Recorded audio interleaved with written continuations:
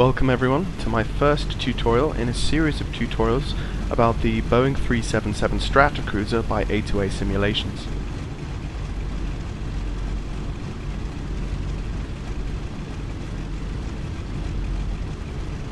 What is the 377, you ask? Good question. The 377 was a post-war luxury airliner. The design of the plane came from the B-29 bomber, and it was equipped with the latest in post-war technology, such as a pressurized cabin and flight deck. The crew consisted of the chief pilot, the co-pilot, and the flight engineer. The flight engineer, like some of Boeing's earlier planes, took responsibility for the intricate engine settings, as well as some of the smaller subsystems, such as cabin pressurization. Pan American made the first order of 20 Stratocruisers, worth $24 million. They quickly set up operations between San Francisco and Honolulu in 1949. Boeing built 56 Stratocruisers between 1947 and 1950. They marked the first company's significant success selling passenger planes to other countries. During the early 1960s, aerospace lines ballooned the Stratocruiser's fuselage into a whale-like shape to carry spacecraft sections. 9 of the variants were assembled. The first was called the Pregnant Guppy, followed by 5 larger Super Guppies and 3 smaller Mini Guppies. In the process, one of the most elegant airplanes in the sky became one of the ugliest.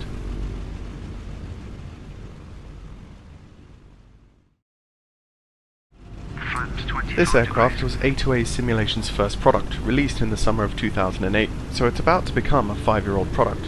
The reason I decided to make tutorials on this aircraft rather than some of A2A's newer planes is simple. Apart from AccuSim and the complex engine management, the 377 has something that none of the other A2A aircraft have, and that is Captain of the Ship. Captain of the Ship is an add-on that basically allows you to fly this plane as a proper airliner should be flown, with a responsive crew and a full load of passengers who actually care what happens to them. They get worried about turbulence, bumpy landings, and start screaming if one of your engines starts flaming, which happens more than you might think. You get a flight stewardess who has an opinion on your flying capabilities. I mean, how awesome is that? There's a lot more in the Captain of the Ship add-on that I won't cover now, but it adds an extra level of detail to this product that A2A have not added to any other of their planes. Maybe it's because this is their only airliner, I'm not sure, but if this is the norm for their airliner packages, then I hope they make more in the future.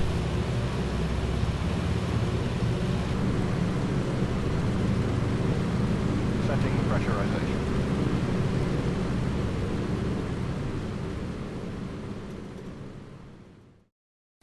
Alright, hello everyone. I've jumped into the plane now. You can see a few things have changed. The plane that I'm in right now is a different one from the one I showed in the promo video, which was the United livery. It was a custom livery I got somewhere off the internet. This, you'll see, is also a custom livery. It doesn't come with the base pack of the plane. It's the custom livery done by A2A, the Boeing Speedbird version. It's an early Boeing version as opposed to the default Boeing livery that you get for the pack. The reason why I picked it was it just looks so amazingly awesome, especially with all the reflections of the so you see all the reflections of the metalwork there and all the rivets and all the dents and scratches and stuff. It's really, really cool. And the other reason was because I've changed from doing the tutorial from Honolulu to San Francisco to a regional flight in the UK from Heathrow to Edinburgh. That's it. The main reason is because it's much shorter, and I have Orbex England as well, so might as well show that off. So, okay, so there's the plane. Let's jump inside.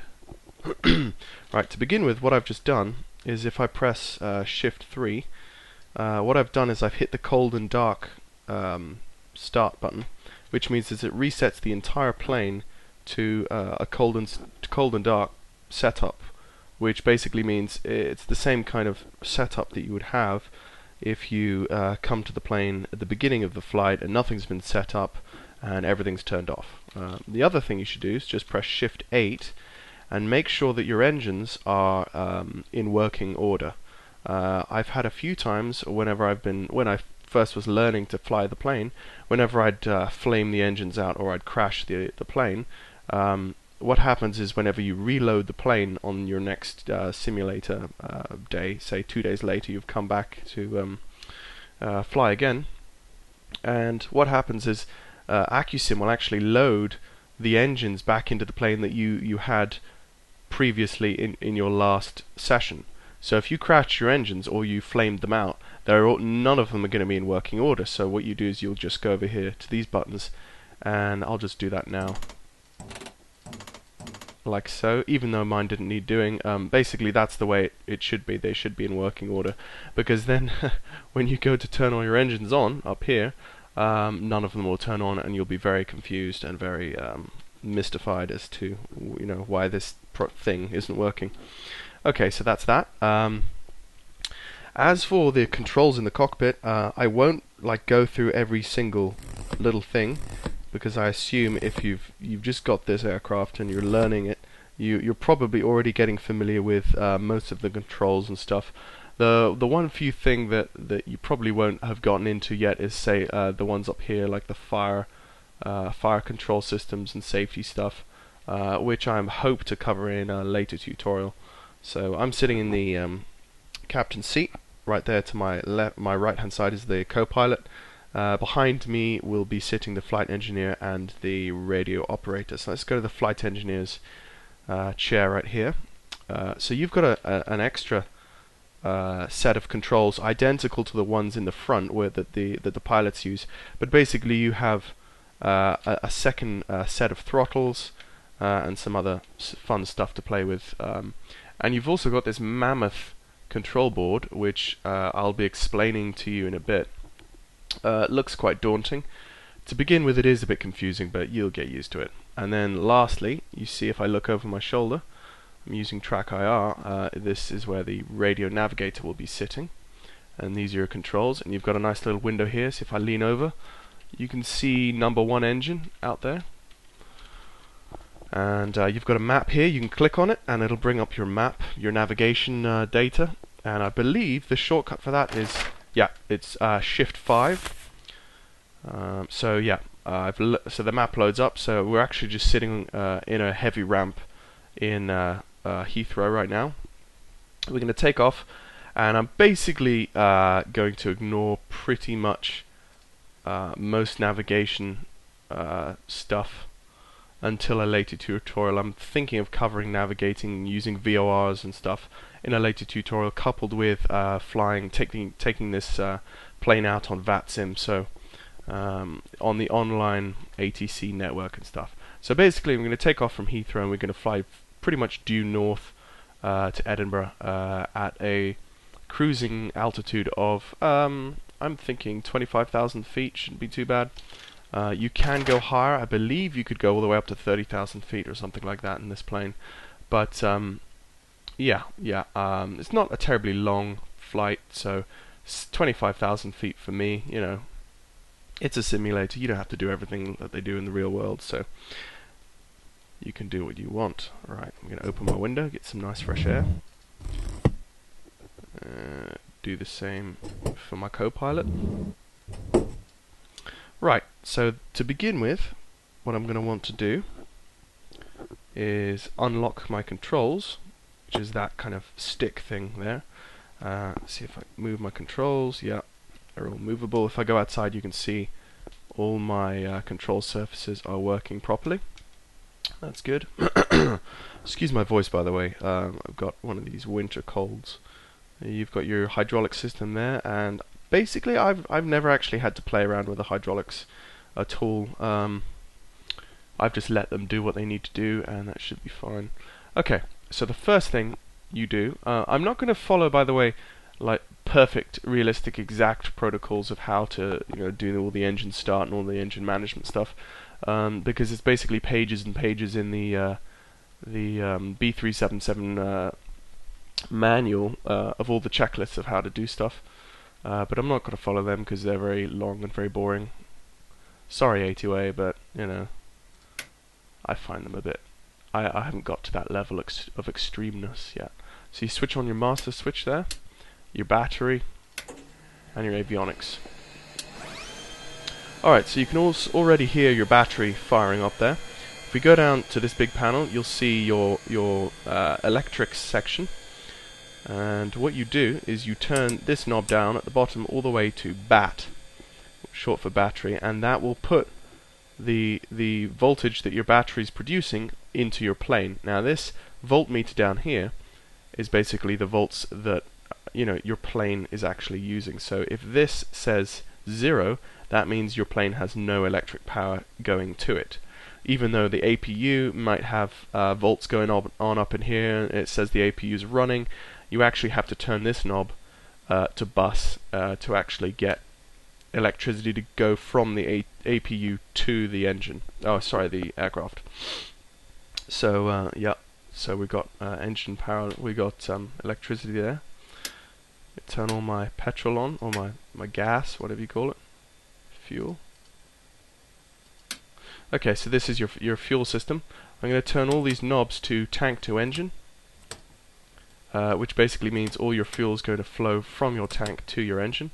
I think if you turn them to tank to engine and man is short for manifold. So I believe what is happening there is it's actually sending it through your manifold. I think it cools your manifold or something. It's another way of cooling your engine. I don't know. Anyway, I usually leave the auto flight engineer to do that. Okay, so the most important panel you will be looking at on this huge thing is this one here. Now these are your temperatures, and these are your systems that you're going to be using to manipulate those temperatures. So the most important are just up here. You've got cylinder head temperatures for each 4 engines, and basically if they go beyond the red line, you see there's 2 red lines actually.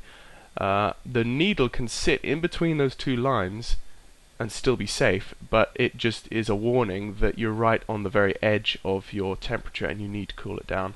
So if you go beyond that red line, and I believe that's 250 or 240 Celsius, then your engines are basically going to get too hot and they're probably going to flame out, and then you'll need the fire stuff over there. Your fire systems. Anyway, so there are your temperatures, the most important probably on the entire dashboard here. And then you've got your cowl flaps, which basically they open up in degrees of inches, and they cool your cylinder heads.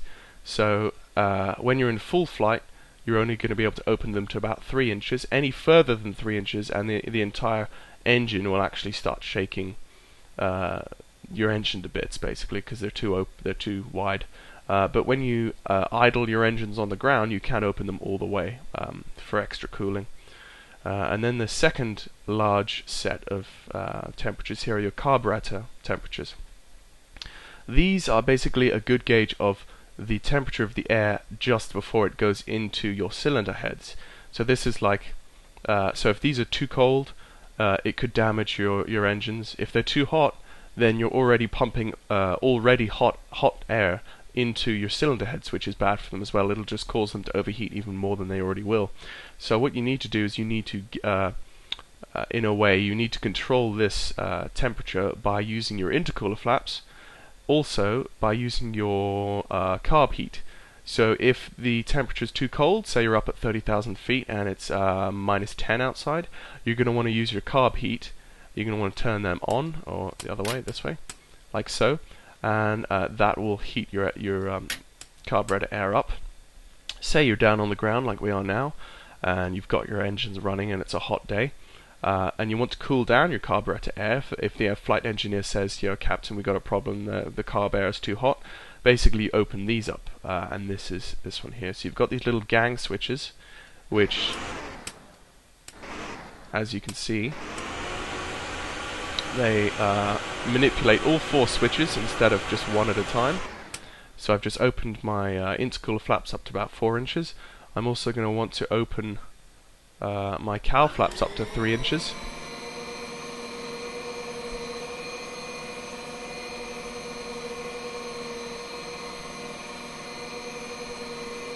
And these are all, I believe, hydraulically driven, so they take a while sometimes. Alright, 3 inches. So if we jump outside, you'll see your cowl flaps are now opened, as you can see right there and there. and they basically, all the cylinders are underneath this curved part of the metal of the engine. All the cylinders are under there, and they run really hot, and so these being open mean that airflow can run through the engines and past the cylinder heads and then out, and the hot air will go out there. So yeah, I've got one of those creaky voices. Alright, so other than that, there's really not much that we have to do before we start the engines now. Other temperatures or gauges that you need to look at, your RPM gauges for each engine, revolutions per minute. When you first start your engine, you're going to want to keep them around idling around 1,000 RPMs. Any lower, apparently the engines will start clogging up with oil. I've not had that happen to me, but I'm sure I could simulate it one of these days and have a go. So to begin with, what I'm going to do is I'm going to just crack my throttle to 1 inch, like so. By the way, this is the turbo setting here. You want to keep that on 0 while you're on the ground. And you have your mixtures right here. And below 10,000 feet, you're going to want to have your mixtures on auto rich, and above 10,000 feet, you want to thin out your mixture of fuel and air that's going into the engine, because it's there's less air further up, so you're going to want less fuel in the cylinders as well as they're firing. So you're going to above 10,000 feet, you're going to want to put that on auto lean. And then these gauges up along the side here are to do with the turbo, so you don't really touch those much at all. Okay, other than that, there's a few other things that you need for the basics. You've got ram air and sheltered air. That's basically the pump that's it's an extra pump feature that pumps or rams basically air into your carburetors up at high altitudes. On the ground, you should only need sheltered air, but we'll see. Right up here are your cabin pressurization stuff. You don't really need to touch that as long as you turn on your auto flight engineer. There should be no problem. So right now, what I'm going to do is I'm going to hand over to my auto flight engineer, and he's going to load up the proper settings. Basically, what I've just done is I've already loaded up the system ready to fire the engines, but I'm just going to hand over control to him while I fire the engines up, just to make sure that everything's okay. So shift 3, down here you've got the live engineer. If you don't have Captain the Ship add-on, your panels may look slightly different from mine, but don't worry about that. Okay, sir. Okay. I'll let you know when I'm all set. So he's turned the APU on, which is it's basically an extra engine that sits in the back that generates electricity if your batteries are running low. So he's turned that on, and as you can see, my APU generator is generating not lots of lovely volts. But as you can see down here, my voltage selector, I've turned them onto battery, so I'm actually not using the APU at the moment. Oh, as you can see, he's just told me that he's switched from sheltered to ram air, and he's adjusting the intercoolers because apparently I opened a bit too much. Oil system check. So as you see, he's just turned on the ground blower, the body heater. Okay, Captain. Systems are all set. Okay, so he's done that. Systems are all set. So let's start the engines. Okay, as I said, about 1 inch of throttle. Alright, so up here you'll see this is how you turn your engines on. I like to get a good view where you've got all 4 mags and all 4 RPM meters as well. Make sure that your parking brake is on, by the way. And there's a switch up here where you turn to select which engine you're going to start. The start sequence is number 3, number 4, number 2, and number 1. I'm not quite sure why the order of engines is like that, but it just is. So, right. So let's turn on Mag 3. These 3 buttons here are what you use. You prime the engine a couple times, and then you click the start button, which starts the engine turning over, and then you hit boost, and boost will just give it that extra kick to get it started. So while I turn on these 3 buttons, I'm going to be watching the RPM meter, and as the engine turns itself on, the RPMs should rise to roughly around 1,000. Okay, so let me give it 2 or 3 primes, and then start. Turning 3. Contact 3. There Oil we go. pressure is coming up. And idling roughly at 1,000 RPM, so that's nice.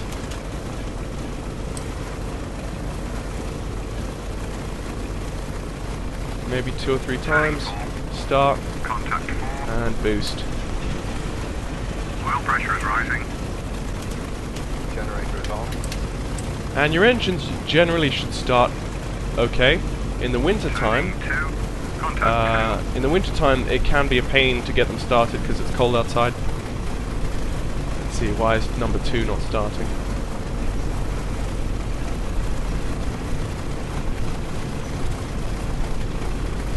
Maybe I didn't give them enough prime. Let's prime it a bit more. Contact 2. There we go. I didn't Oil prime him pressure is enough. okay. Generator is on.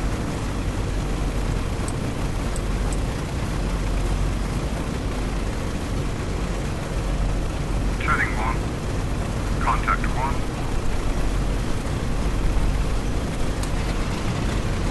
Oil pressure is coming up. There we go. Generator online. So all the engines are on now. We're going to turn my engine selector off. So that's good. Okay, so all engines are on. And as to loading passengers, if you hit shift, let's see, is it shift 4? Yeah, it is. Shift 4. You get your fuel and payload manager here. What I'm going to do is I'm going to refresh these liquids to begin with. So they're all refreshed and filled. You're going to load the aircraft. I'm going to load a heavy setup. And once you hit that, all your doors will open. And you'll get a nice little air stairs coming up. Captain, loading cargo.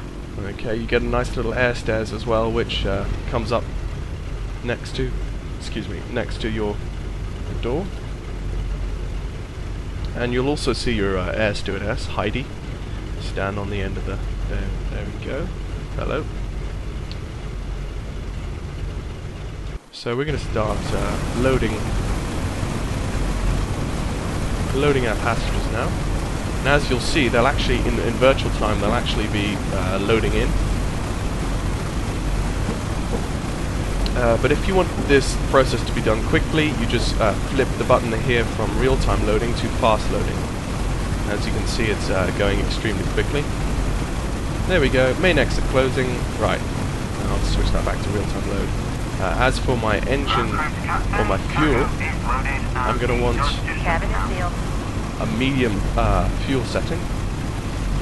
So that's that. And other than that, we should be pretty much ready to go. Right, so I'm going to jump back to my virtual cockpit. So what I'm going to do is I'm going to quickly use the default ATC to egress to the north, depart to the north. As I said, later on I'm going to try and do a whole live ATC, online ATC thing with using BATSIM, and I'm going to do the proper navigation there as well. Right, here we go, so release my parking brake. And my engines, actually, I've usefully got my 2 RPM meters here, and I've got manifold pressures here as well. I'll explain manifold pressure a bit later.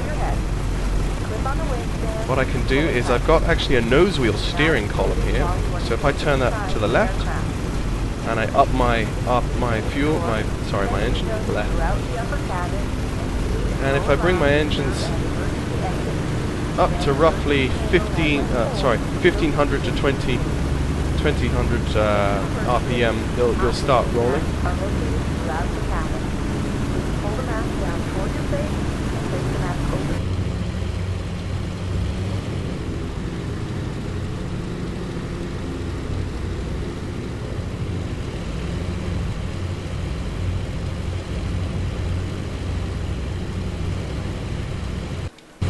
We're clear to go.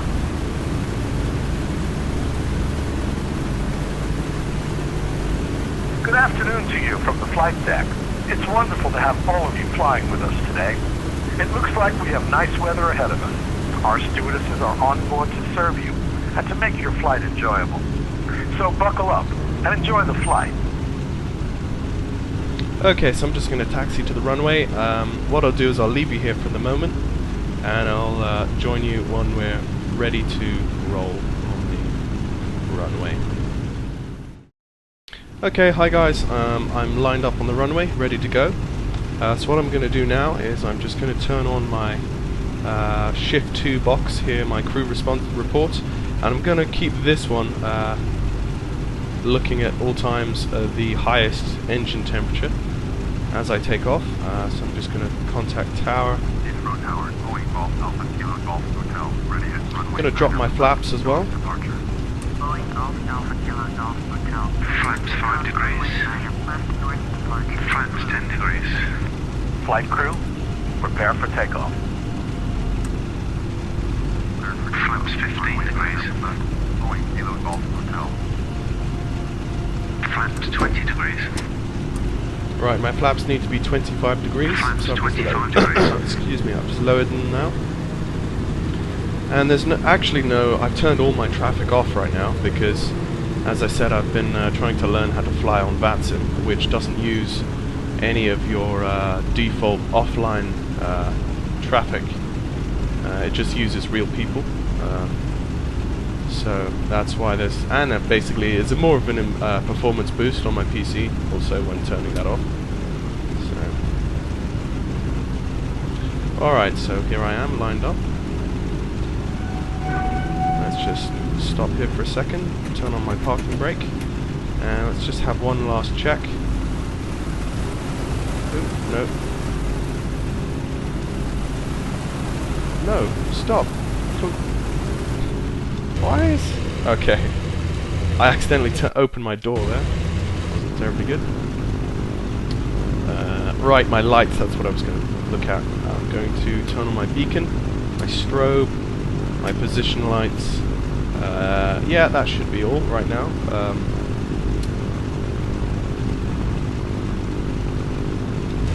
Since the daytime, I don't need as many lights as I usually would in the nighttime. Okay, so I'm pretty much ready to go now. So I'm going to release my parking brake, and I'm not going to punch my throttles full 100%, as I was talking to someone on the A2A forums just not long ago. You bring your throttles, you look at your manifold pressure, and you bring your needles just into the yellow, not quite into the red. You don't want to redline your you basically don't want to redline anything in a plane like this.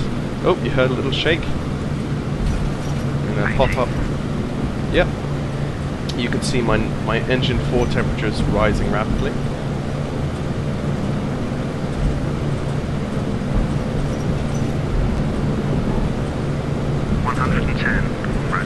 Okay, pull back quite hard on the stick. Gear up.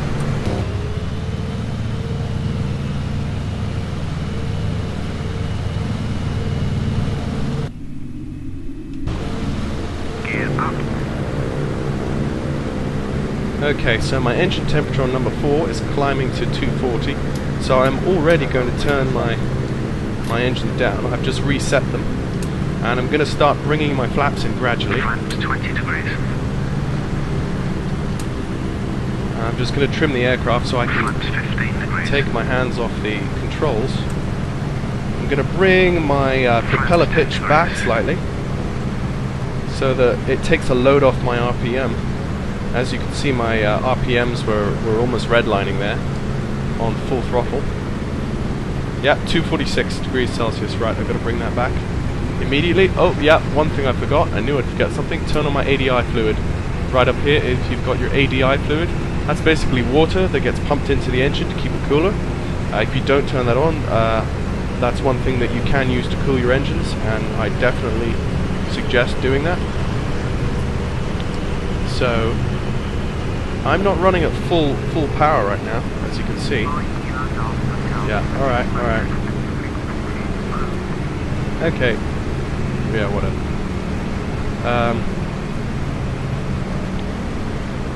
As you can see, my engine is right on the verge of being quite hot, but I haven't got my engines on full power, So yeah, another thing I should do is turn on my no smoking and fasten seatbelt sign, because I actually took off. That was stupid.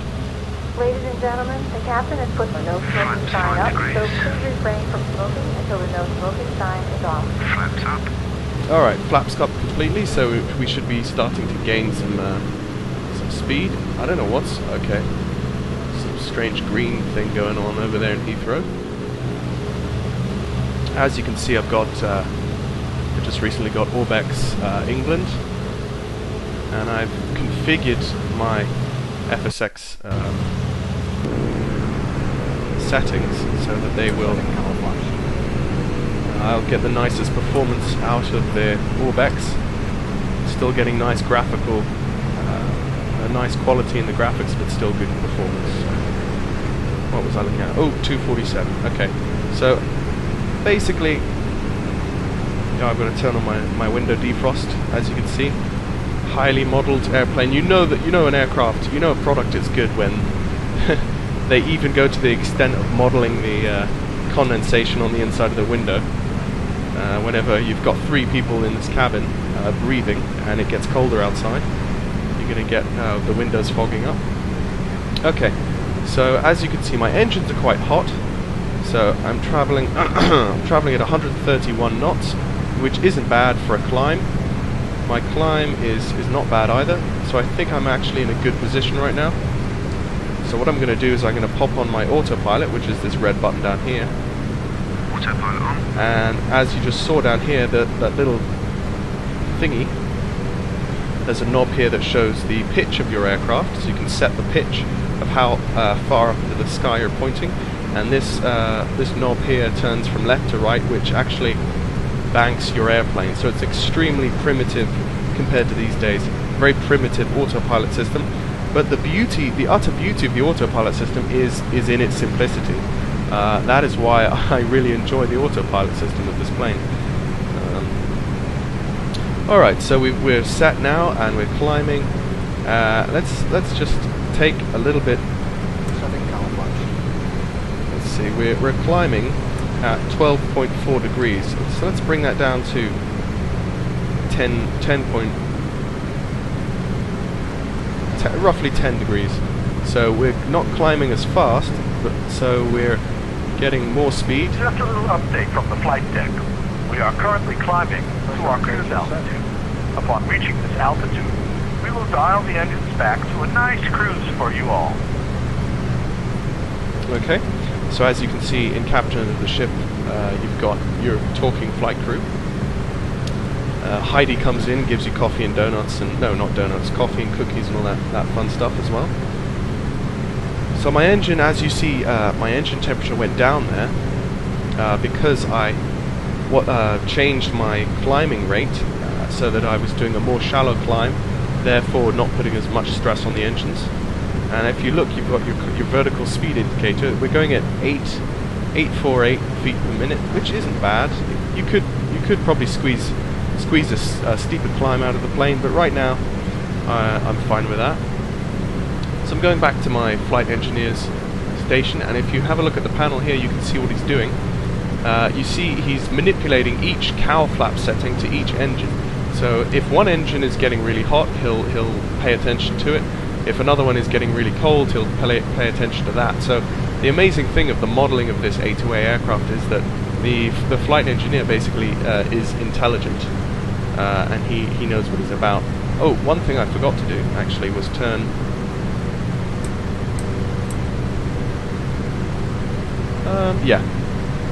turning on my... Basically, when I turned on all 4 engines, because I had my auto flight engineer, what he did is he changed my electrical settings from running off my battery and my APU to now my engines. So as you can see, all 4 engines are producing electricity, and now the electricity is running from the generators in my engines to the bus, through the bus and into the aircraft. So now my electrics, all the electrics in the aircraft are being run off the engines, which is what we want. As for settings, yeah, everything seems okay. So I think this is a good place to break the tutorial. It's already run on quite long enough so far, so there we are. Let's just have an outside look.